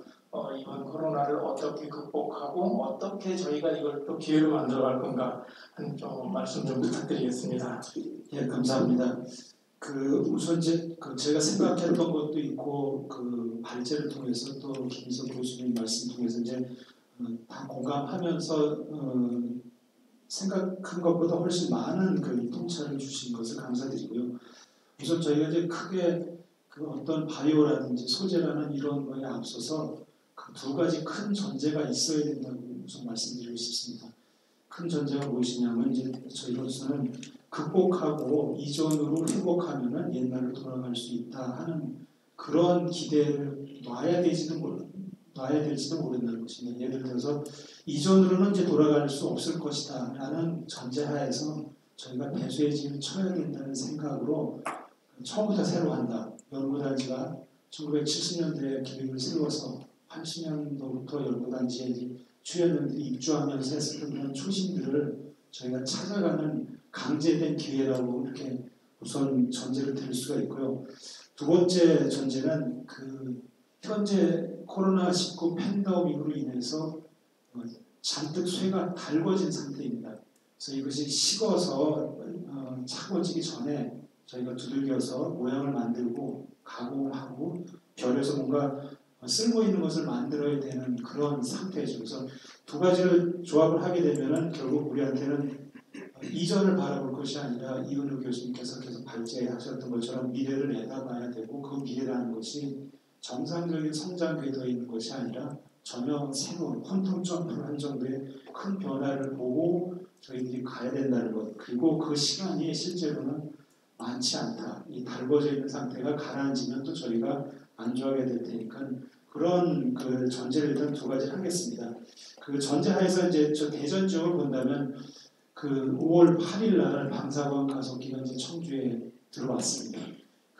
유치되는 모든 과정을 봤을 때 서울이라든지 대전이라는 이 배후 지역이 굉장히 중요한 팩터로 작용한 것을 우리가 생각할 수 있는데 결국 대전한테 굉장히 큰 기회이고 먼저 있었던 타미플루와 같은 약도 단백질 타겟이 되는 단백질 구조를 정확하게 밝혀냈으므로 약이 이렇게 발굴 속도가 빨라졌던 것처럼 지금 비록 약이 없습니다. 사실은 확정된 프로토콜이 없어서 람데시비를 쓸 거냐 말 거냐, 하이드록시클로로킨을 어떻게 할 것이냐, 그 이외에 다른 용도로 발굴되었던 항생제들을 돌려서 지금 쓰고 있습니다. 저희들이 화연을 비롯해서 생명연에서도 이미 발굴되었던 소재들, 이미 발굴되었던 약제들을 이제 저희들이 펑션을 새로 찾는 리디스커버리 과정을 거쳐서 새로운 활성을 찾긴 하는데 그것은 이미 있는 자원을 활용하는 것이고 앞서 말했던 그런 첨단 기기가 이미 저희들한테 주어졌을 때 아마 새로운 기회가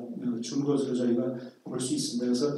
그래서 대전 지역에 주어진 사명이라는 것이 제가 이제 한마디로 요약을 하자면 지금 현재 이름이 대통특구로 바뀌었고 이제 국가가 전체적으로 성장하면서 저희들 텐션이 줄은 사실이지만 대덕연구단지 어게인 이런 정도의 각오를 가지고 초심으로 새로 시작해야 될 것이 아닌가 하는 그런 사명감 측면, 지역적 측면 하나 하고요.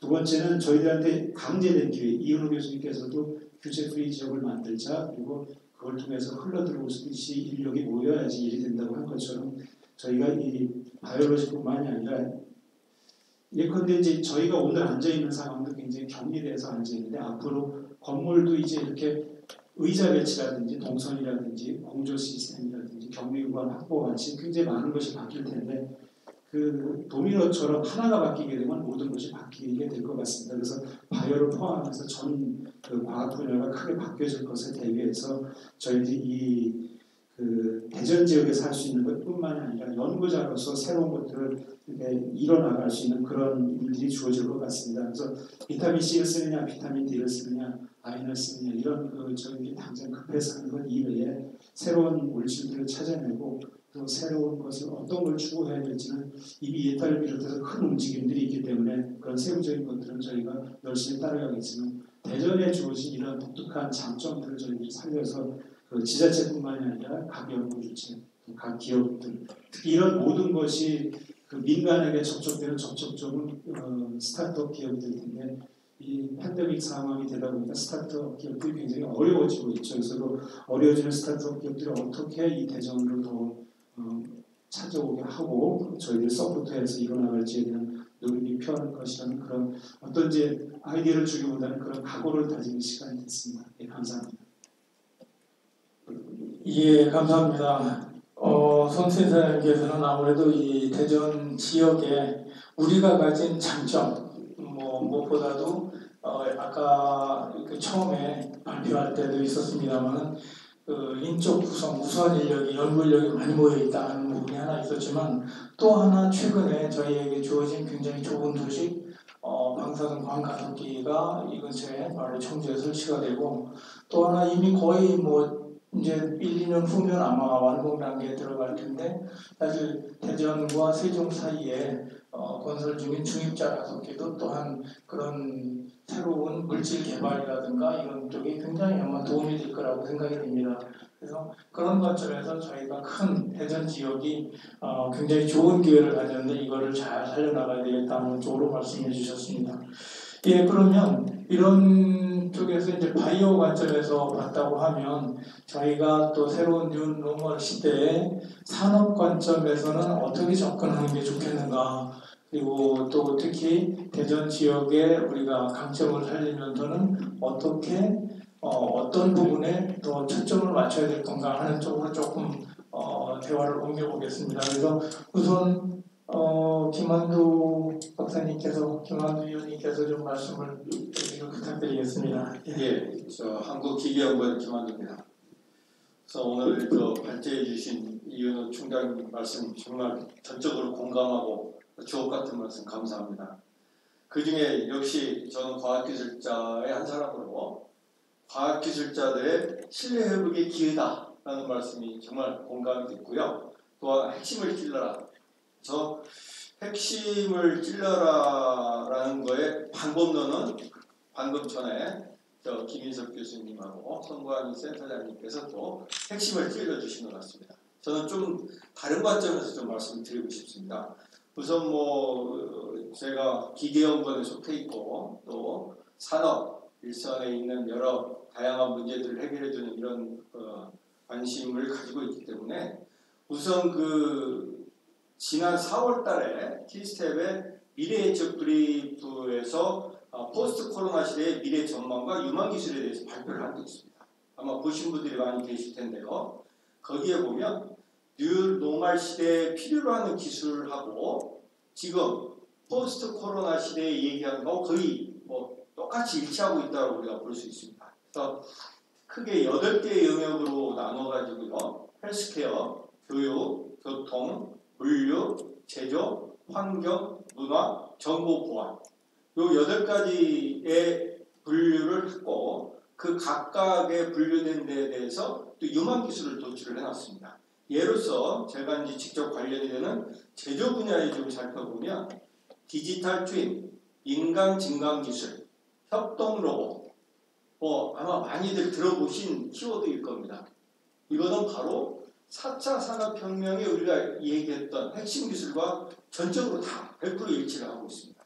그리고 특히 환경 분야에 좀 살펴보면 의료 폐기물 수집 운반용 로봇, 인수 공통 감염병 통합 관리 기술 이렇게 이제 두 가지를 도출을 해놨는데요. 크게 보면 뭐 로봇 기술이 지금 나와 있고요. 또 이 그 환경 문제만이 아니고 다른 쪽 교통이니 물류니 다른 부분들도 보면 대부분이 인간이 직접 하지 않고 비대면으로 할 수 있는 것은 바로 로봇을 이용한다는 것에 대해서 굉장히 그 로봇 기술이 기저에 깔려 있다. 그거를 좀 말씀드리겠고요.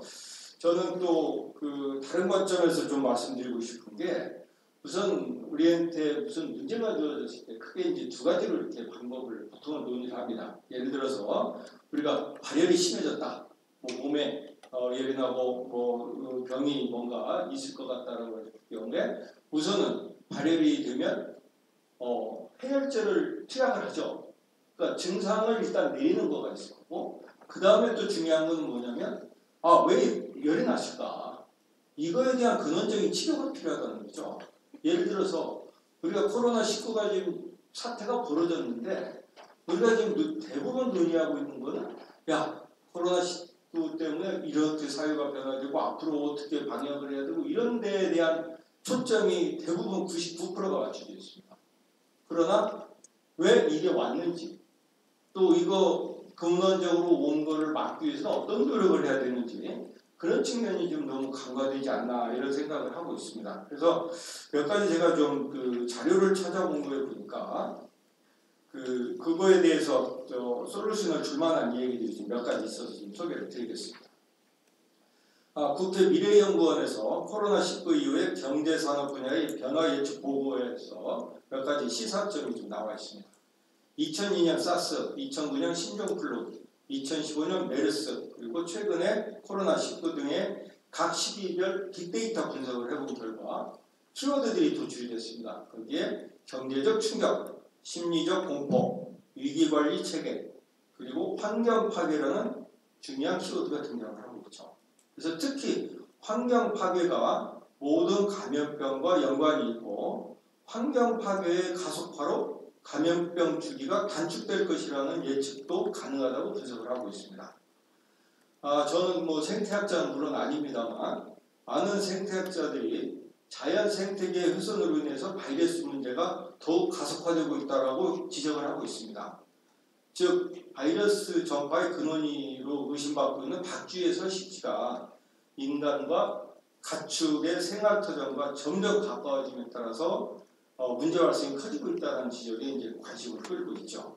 그래서 예를 들어서 기후 변화나 미세 플라스틱, 미세먼지 등의 환경 오염 문제와 함께 바이러스 문제도 지구의 생태 용량 초과로 나타나는 현상이라고 볼 수 있고 또 최근에 제가 기사를 몇 개 보니까 기후 변화로 인해서 남극이나 북극의 빙하 속에 잠자고 있었던 바이러스가 녹아 나오면 이거는 걷잡을 수 없는 또 엄청난 사건이 벌어질 거라는 이런 얘기들이 전해지고 있습니다. 그래서 저는 이런 그 코로나19 사태에 대한 사회 변화와 여러 가지 비대면 문제, 여러 가지 문제점을 해결하는 것과 병행해서 또 한 가지 또 백신 개발도 또 앞서서 해야 되겠지만 또 하나 우리가 무시할 수 없는 게 바로 자연 생태계 훼손에 따른 바이러스 문제에 대해서 좀 더 많은 조사와 연구를 또 해야 될 거고 또 앞으로 우리가 개발될 모든 과학기술과 모든 제품들이 한때는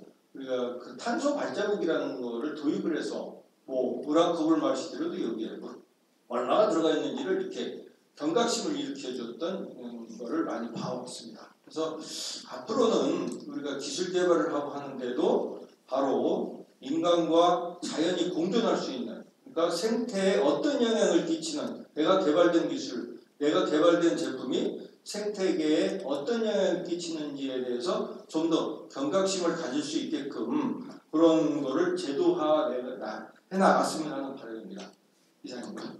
예, 감사합니다. 그렇잖아도 아마 그 초기에 발표하시면서 있었던 가장 큰 주제 중에 하나가 이번 코로나로 인해서 우리 인류가 느끼는 것 중에 하나가 너무 자만했었던 거, 우리가 자연 생태계를 마음껏 우리가 이용은 했지만 어떻게 보호하고 어떻게 같이 살아야 될 거냐 하는 부분에 대해서는 생각이 좀 부족하지 않았나 하는 걸 말씀해 주셨는데 김한두 연구위원님께서는 바로 그 부분을 좀 집중적으로 조명해 주셨습니다. 그래서 결국 우리가 앞으로 기술 개발도 하고 앞으로도 계속 성장을 하겠지만 인류가 꼭 마음속에 새겨둬야 될 것이 어떻게 우리를 둘러싼 자연과 함께 갈 거냐 하는 부분에 대해서 좀 깊은 고민을 해야 되겠다 하는 말씀을 해주셨습니다.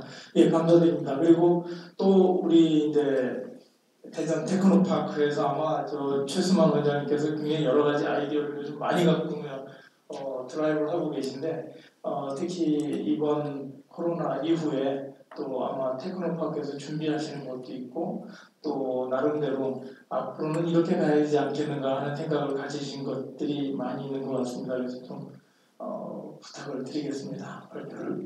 네, 이인우 교수님께서 너무 잘 얘기해 주셨는데 일단 대한민국 정부는 잘 대응했다라는 것도 말씀 주셨지만 여전히 규제가 많아서 이렇게 잘 못하고 있다고 하는데 저희 대전광역시는 바이오메디칼 규제자의 특급을 받았어요. 저희가 준비하는데 10개월 걸렸고요. 한 번 재수했습니다. 그랬는데 이 규제당국에서 제일 규제자의 특급 중에서 제일 잘 준 데는 바로 대전이다. 바이오메디칼 규제자의 특급인데 그 내용은 뭐냐면 지금 이렇게 감염병이 일어났을 때 병원에 환자가 왔는데 그 검체나 병원체를 이 바이오 기업들이 확보할 수가 없어요. 네, 확보할 수가 없고 주지도 않고. 그런데 그거를 이 대전에서는 규제자의 특권에 사업자로 들어오면 사용할 수 있습니다. 예를 들어서 우리 대전에 있는 바이오 기업 중에 하나 이번에 아주 놀라운 성과를 거뒀는데 수젠텍 사장님이 검체를 구할 수가 없어서 대구에 발병이 아주 많이 됐을 때 검체를 구하러 동신병원에 가는 겁니다. 가서 직접 구해오는 거죠. 그런데 이제 대전에서는 그런 검체들을 인체 유래물 은행을 저희가 만들어서 같이 병원하고 공동으로 만들어서 활용할 예정입니다. 여기에는 분명히 AI도 들어가고 다양한 빅데이터가 들어갈 거고요. 이거를 분석하기 위한 정보를 활용할 위한 다양한 기업들이 같이 해야 될 것입니다. 게다가 또 우리 박윤원 회장님께서 또 시작하실 때 중요한 말씀을 하셨는데 이인우 교수님이 하셨군요. 공룡이 없어졌던 것도 갑자기 어느 날 문석이 떨어졌다고 했는데 대전은 또 재미있는 거는 대기업이 없어요. 대기업이 없고 어제도 제가 어떤 방송에서 얘기했었지만 대전에는 50인 이하가 기업이 97.5%입니다.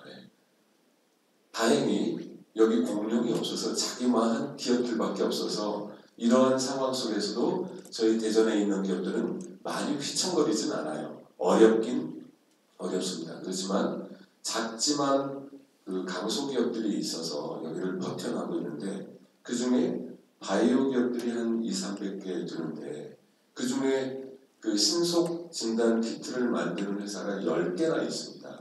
그 회사들은 단 3개월 만에 거의 10년 매출 못 올렸던 건 다 올렸습니다. 그리고 아까 수젠텍이 35억 작년에 했었는데 지금 800억에서 1000억을 하고요.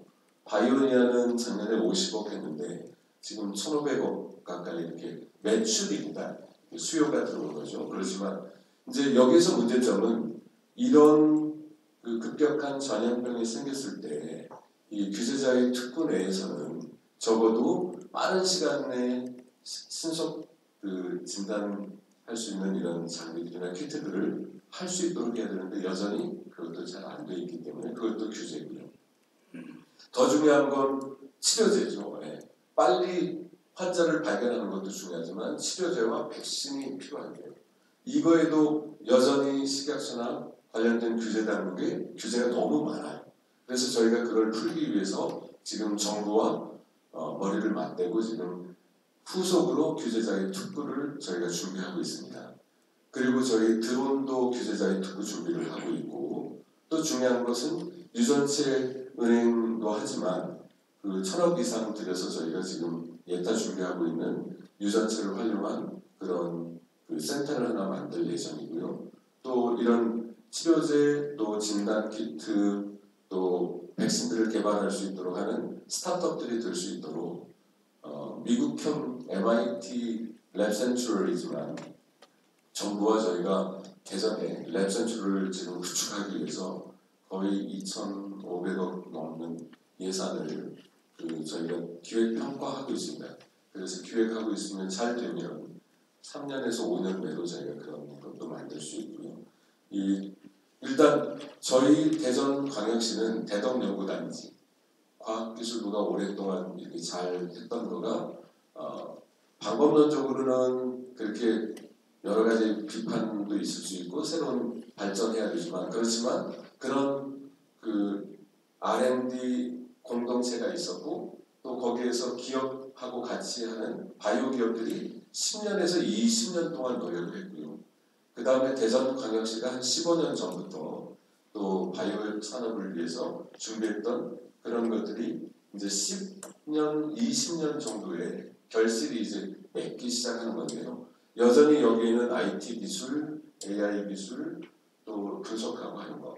그 다음에 지금 저희가 제일 요청하는 것은 여기 계신 분들이나 과학자들께서 자기 검체, 병원에 갔을 때 건강한 병원체든 어떤 병원체든 자기 정보를 이런 공익의 목적이나 감염병이 확산됐을 때 쓸 수 있도록 하는 이런 노블리즈 오브제는 이렇게 하듯이 이렇게 좀 쓸 수 있도록 하는 운동, 마이 데이터를 쓸 수 있도록 하는 운동을 좀 해주십사는 그게 필요하고요. 자기 검체도 그렇고 자기 데이터도. 그래서 대전광역시하고 저희 대전 테크노파크 또 여기 연구단지에 계신 여러분들하고 이런 부분들로 한다고 하면 위기가 기회로 될 수 있는 그런 가능성이 있다고 생각합니다. 네, 고맙습니다. 예, 감사합니다. 역시 구체적으로 이 인더스트리 쪽에서 우리가 어떻게 하면 되겠느냐 하는 거를 많이 고민하시고 또 지원해주기 위해서 많은 노력을 하고 계신 최원장님께서 여러 가지 좋은 말씀해 주셨습니다. 우리 대덕연구단지 근처에 있는 작은 그렇지만 강한 그런 바이오 기업들이 저도 얼마 전에 대전 이 근처에 있는 바이오 기업 몇 군데를 방문을 해봤습니다. 근데 의외로 정말 세계적으로 강한 작지만 강한 그런 바이오 기업들이 또 꽤 많았던 거를 알게 됐습니다. 결국은 기회는 준비된 자에게만 온다 하는 거가 사실인 것 같습니다. 지금 말씀하신 것처럼 대전 또 시에서 또 정부가 그동안에 그래도 꾸준히 바이오 쪽에 투자를 해주시고 또 바이오만이 아니고 그거를 지원해 줄 수 있는 여러 가지 복합 산업 쪽에 그동안 아낌없이 투자를 해주신 덕분에 그런 것들이 이번 같은 위기에 또 좋은 기회로 저희가 활용할 수 있도록 만들어가는 것 같습니다. 특히 중요한 걸 말씀해 주셨는데요. 저희가 저번에 저도 바이오 기업들을 참여해보면서 같이 얘기해보면서 느꼈던 것 중에 하나가 많은 분들이 규제 때문에 사실은 상당히 많은 기술을 개발을 이미 해놓고 있는 게 있는데 그럼에도 불구하고 규제 때문에 그걸 사용할 수가 없는 것들이 너무 많다. 그리고 수출할 수 있도록 상당히 많은 준비는 거의 다 돼 있는데 규제 때문에 그거를 상품화해서 해외로 내보내지 못하고 있다는 그런 이야기를 많이 했습니다. 근데 마침 이번에 그동안에 노력을 해주셔가지고 대전이 이런 바이오메디칼 익스클루전 규제 프리 좀 거의 완전한 프리까지는 아니겠지만 상당히 다른 지역에 비해서는 바이오메디칼 측면에서는 규제가 좀 완화된 것을 적용받을 수 있는 그런 이건 정말 중요한 계기가 될 수 있을 것 같습니다. 아까 몇 가지 나왔습니다만 대전 지역에 만들어지는 그런 새로운 아주 복합적인 연구시설 그리고 이런 정부가 뒷받침되는 연구비라든가 훌륭한 연구 인력 그리고 또 그런 것들을 실제 끌고 나갈 수 있도록 하기 위한 규제가 실질적으로 완화된 형태로 돼가지고 가는 그런 것까지 맞춰진다면 아마 굉장히 많은 저희가 발전이 될 수 있을 것 같습니다. 예, 그러면 오늘 여기 지금 저희가 이거 온라인으로 하면서 중요한 기사 그러니까 참여하시는 분들이 있습니다. 그 중에 몇 분 의견이 있길래 한번 제가 소개해드리고 저희 패널 분들께 답을 좀 구하도록 하겠습니다. 우선 하나 질문이 비대면 사회에서 대중이 준비해야 할 것이 무엇인지를 알려주시고 최근 과학 예산이 줄어드는 것 같은 분위기인데 이런 때 오히려 예산이 증가되어 과학계가 활기를 찾도록 해야 한다고 생각합니다 하고 말씀하셨습니다. 아마 이건 조금 더 포괄적인 얘기여가지고 오늘 발제를 해주신 이은우 교수님께 답변을 좀 부탁드리도록 하겠습니다. 네. 첫 번째 대중이 준비해야 될 것은 제가 생각하기에는 언택 소사이어티에 잘 적응을 해서 자기의 효율을 높이고 자기의 생활의 질을 높이는데 새로운 기술과 환경에 익숙해져야 되거든요. 그래서 우리 일반 국민들이나 대중들은 언택 사회에 적응하는 노력을 좀 해야 되지 않겠느냐.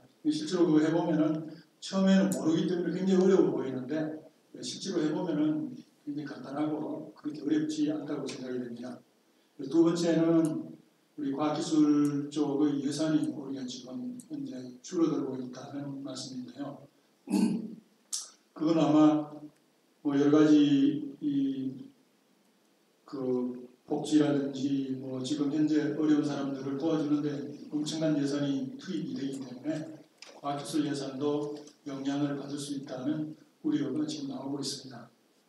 그렇지만 지적해 주신 것처럼 이건 오히려 우리가 현실의 어려움을 극복하기 위해서 개발하는 이런 기술 개발이라든지 이런 부분들은 오히려 더 늘려야 된다고 저도 생각을 하고 있습니다.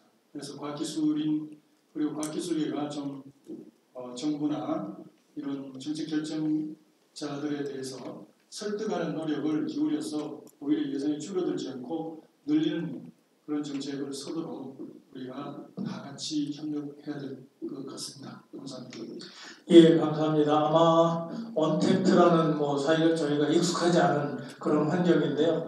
처음에는 굉장히 두려움이 컸었습니다만 정말 해보니까 또 그런 대로 견뎌가는 것 같아요.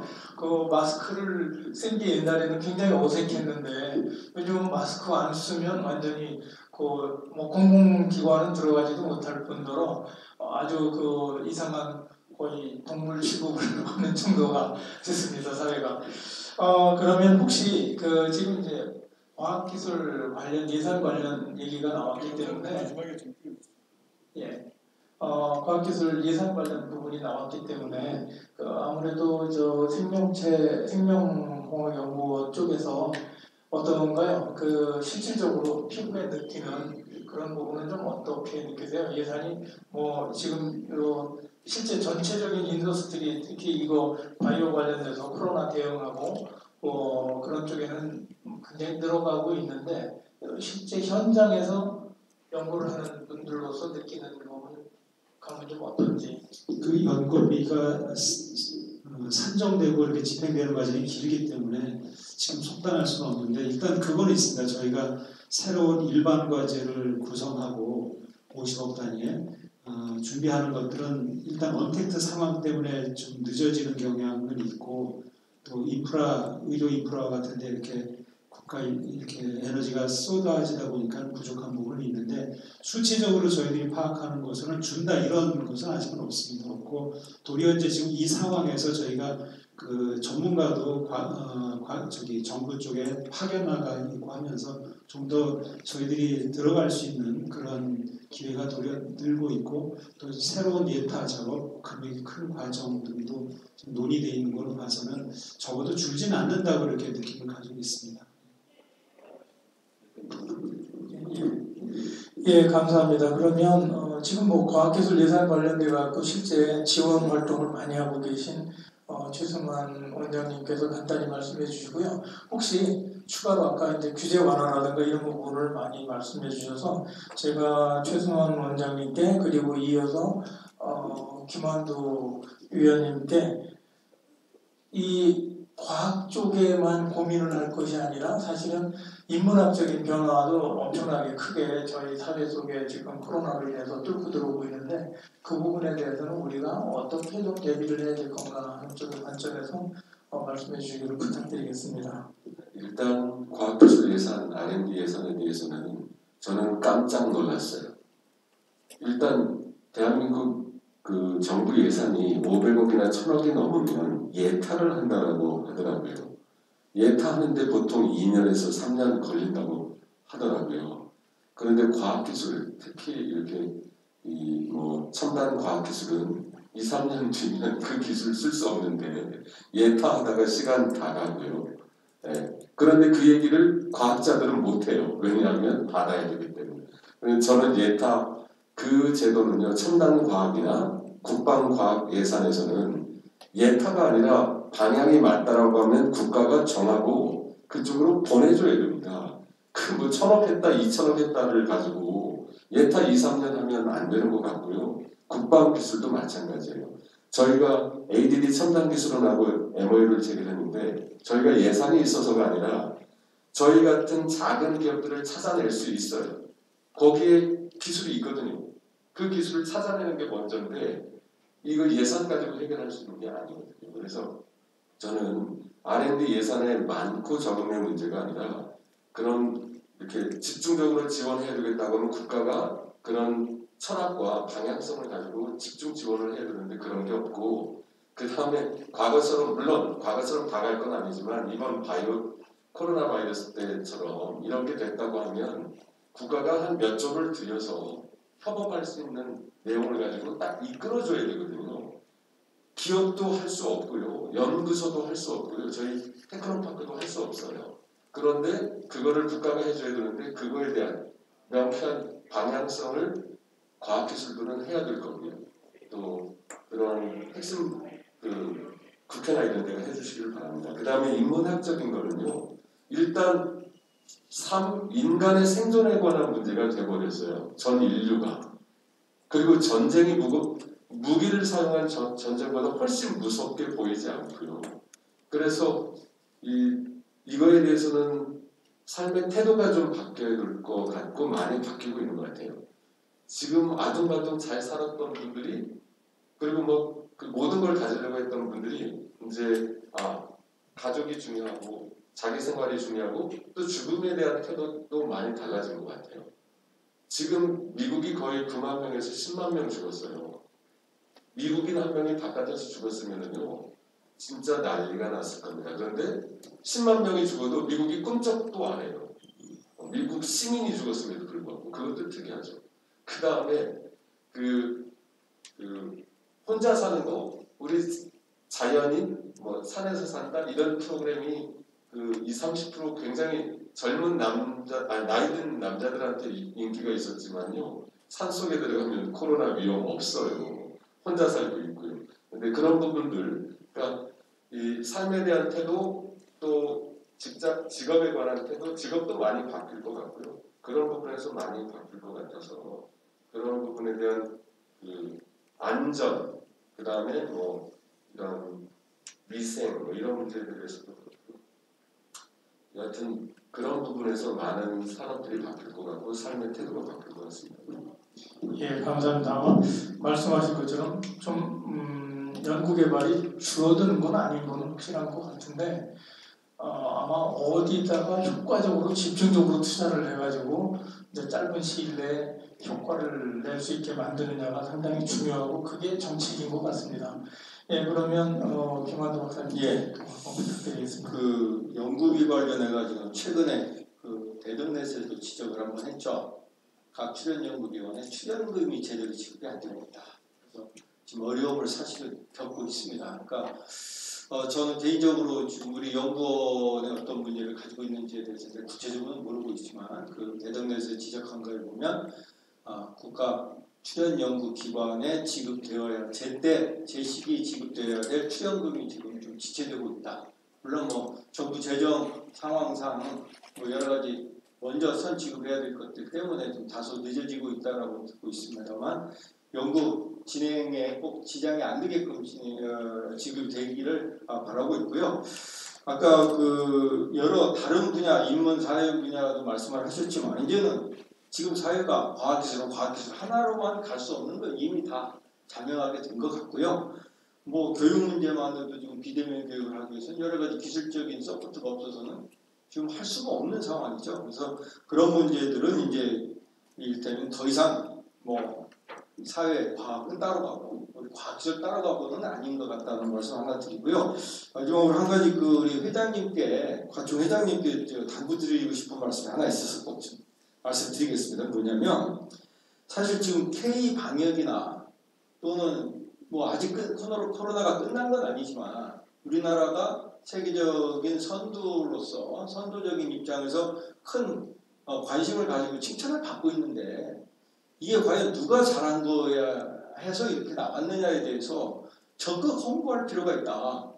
그게 바로 우리 대전 지역의 바이오 기업이 앞장서서 지금 이 우리나라의 위상이 올라가는 거지. 물론 정부 방역 당국에서도 물론 잘한 것도 있죠, 물론. 그렇지만 그것보다는 실질적으로 무엇 때문에 지금 이게 세계적으로 주목받고 있는지를 좀 더 홍보할 필요가 있다. 그래서 그 점에 대해서 우리 과총이 좀 앞장서서 좀 자랑을 해주셨으면 하는 바람입니다.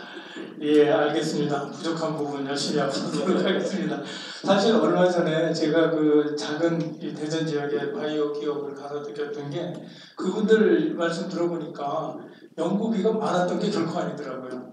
정부의 그 스젠텍도 그렇고 그 바이오니아도 그렇고 보니까 불과 연구비, 정부 연구비 몇 억이었었어요. 근데 몇 억을 효과적으로 쓰니까 이렇게 큰 효과가 정말 아주 큰 성과를 얻을 수 있었습니다. 그래서 저는 그게 어찌 보면 적시에 또 절묘하게 맞아떨어진 부분도 있고 또 하나는 이게 결국 보면 사람이 하는 게 아니고 어떤 부분에 있어서는 하늘의 뜻이 또 있는 것 같습니다. 그래서 저희도 하여튼 최선을 다해야 되겠지만 그렇고요. 특히 우리나라가 이번 코로나를 겪으면서 선진국 중에서 특히 이제 이 코로나로 영향을 크게 받는 나라들을 저희가 보면 사실 매일 우리가 보면 코로나 업데이트가 되고 있습니다. 그래서 아침마다 보면 코로나가 어느 정도 어느 지역에 뭐 늘고 있느냐 뭐 이런 걸 쭉 나오는데 전 그걸 지도를 보면 놀란 게 이번에 보니까는 거의 크게 영향을 받는 게 보면 그동안 잘한다고 큰소리 치던 나라들이에요. 미국, 캐나다, 유럽, 뭐 프랑스, 이태리, 영국 그런 나라들이 정말 힘들어하고 의외로 많은 그 생태학자들이라든가 이런 분들이 걱정한 게 초기에 코로나가 아프리카 사하라를 넘어가면 아프리카가 초토화가 될 거다. 그리고 또 인도에 가면 진짜 뭐 잘못하면 수천만 명이 그냥 죽을 수 있다. 이런 얘기를 했었는데 의외로 그런 지역에서는 거의 더 이상의 큰 문제가 없더라고요. 근데 그게 뭘까? 왜 그럴까? 이렇게 생각을 해봤는데 그게 어떤 면에서는 그만큼 깨끗하지 못한 환경이 있긴 하지만 자체적인 인간이 결국 가지고 있는 그 저항력 그게 버티게 만들어준 것 같습니다. 그래서 결국은 어떤 면에서는 문명이 발달하는 데 있어서 저희가 너무 자만해서는 안 되겠다. 다시 한번 아까 여러 패널 분들께서 말씀해 주셨습니다만 우리를 그동안 존재할 수 있게 만들어줬던 자연과 항상 함께 갈 수 있는 것을 고민하지 않으면 안 된다 하는 걸 다시 한번 좀 말씀드리고요. 그리고 혹시 아까 뭐 보여주실 게 더 추가로 그거를 좀 보여줄 수 있는 방법이 있나요? 지금 저희가 따로 동영상을 이은우 교수님께서 준비하신 게 있어서 그거를 같이 공유했으면 하는데 가능한가요?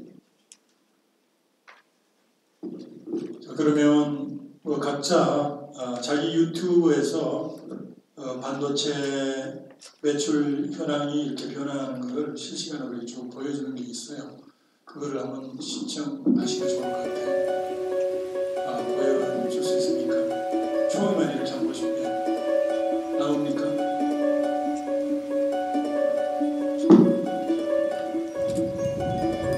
예, 그러면 저희가 오랜 시간 동안 거의 2시간 가까이 됐습니다만 이제 마무리를 하도록 하겠습니다. 그래서 지금 특별히 이은우 교수님께도 꼭 오늘 이